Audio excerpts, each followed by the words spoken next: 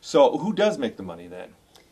Well, it really depends on how smart you are when you structure your deal. If you're the inventor, you have to be very smart. The inventor or the businessman, or if you're the person who finds it, you have to be very smart because I mean, I've worked in the TV Hollywood industry for 20 years, and I've overlapped that last 20 with 20 what? Yeah. Well, I know. Couldn't be 20. I'll show you my ID. I'm 21. Okay. Thank God. Okay. We can cut that out. So who makes the money in infomercials?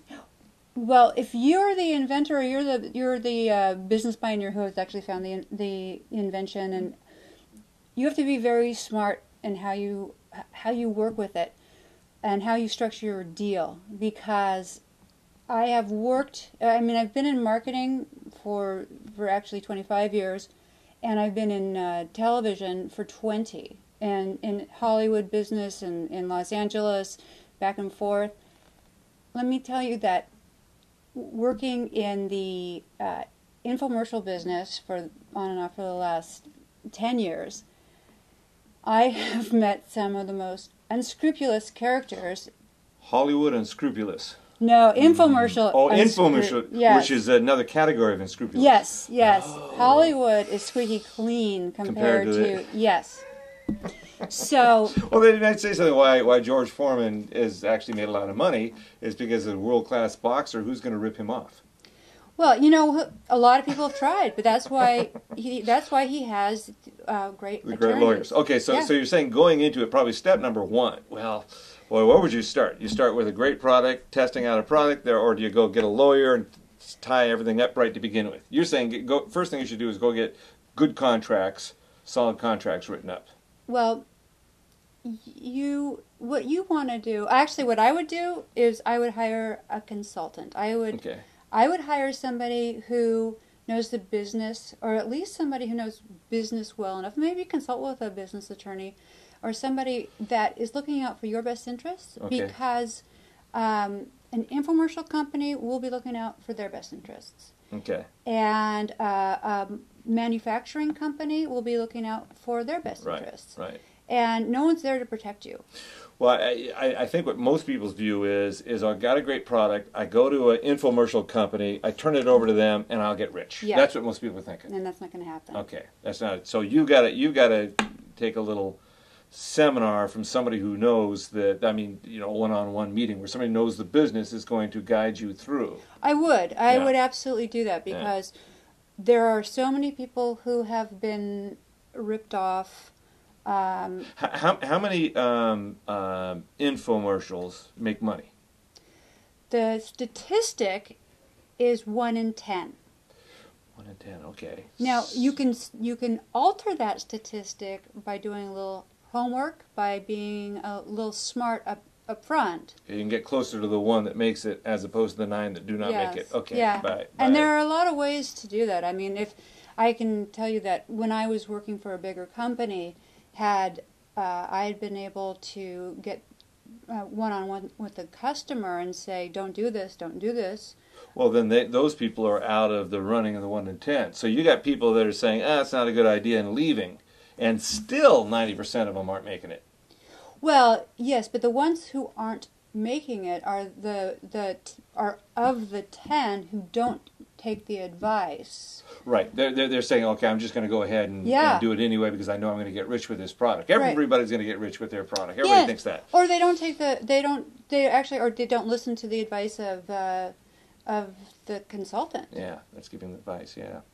Well, doctors complain of that. It's called patient compliance. Yeah. The doctors tell the patients what to do, and the patients go do their own thing, and things don't turn out so good. That's an infomercial, the world of infomercials as well. Okay, so back to it. So you're saying if there's money to be made, and you work with good lawyers, consultants, whatever else, that set up, protect your interest as you proceed ahead, then there's a chance that you're going to be the 1 in 10 that's going to make the money. Yes, and then you'll make the money. And when you say the money, the infomercial companies certainly get paid and make money. Yes. And the lawyers and the consultants certainly get paid and make money. Right. The manufacturers that produce the goods certainly make money. So the question is there's these profits to be made. Yeah. And do they come to you, or through failure to take care of yourself and write the right contracts and all that? Those profits will fall to the infomercial company, they'll fall to the lawyers, they'll fall to the spokesman, they'll fall to somebody else besides you.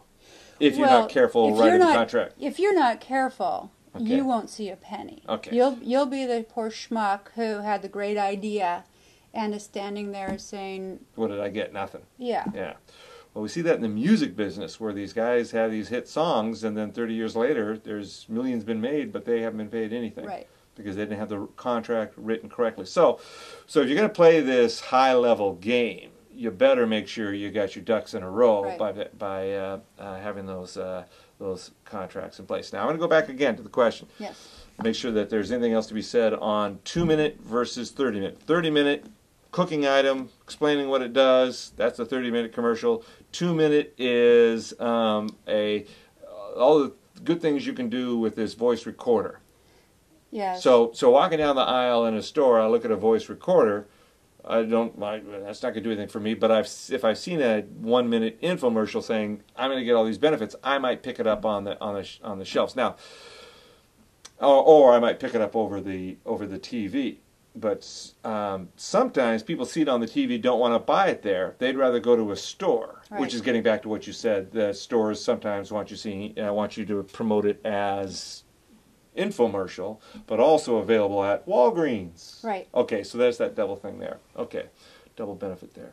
Well, yes, and the other thing is sometimes people they don't trust the infomercial. Uh-huh. They actually want to have the ability to walk back into the store and return it. They don't want to have to worry about getting it through the mail, and they think, you know what, I'll never return it through the mail, which actually infomercial companies count on. Mm-hmm. They count on people not ordering it and then not liking it and not returning. Oh, just because it's too much hassle to return it. Yeah. So it doesn't have to be real good, just enough to get them to buy it. And so you forked out $19.99, and the thing's no good. And is it worth your while to pack it up? I even heard that Book of the Month Club makes the packaging so that when you take the book out of the packaging is so destroyed that it's impossible to use that to send the book back. Oh, yeah. That's what I heard. So what happens there is a lot of the books don't get sent back because it's just such a hassle to go find the right packaging and then take it down to the post office and get it stamped and send it back. Maybe it was something else, but something along those lines. Well, Amazon, too. Makes it so hard to package? Small books. Uh-huh. Make Yeah. it hard to return. Yeah. It's just better. It's easier just to keep it than to Yes. return the doggone thing. Yeah. Well, there you are. Yeah. There's another inside scoop. And here's another little inside scoop. A lot of the infomercials will say that we're so confident with our product, we'll guarantee it for 30 days. Go ahead. I think I know what you're going to say, but go ahead. The U.S. Post Office mandates that anything sent through the mail is guaranteed for 30 days. Yes. And once the order is received, it's got to be delivered within 30 days, or you have to offer their money back. Well, so they also have to deliver, too. Not only do you get to turn it back, you get to deliver.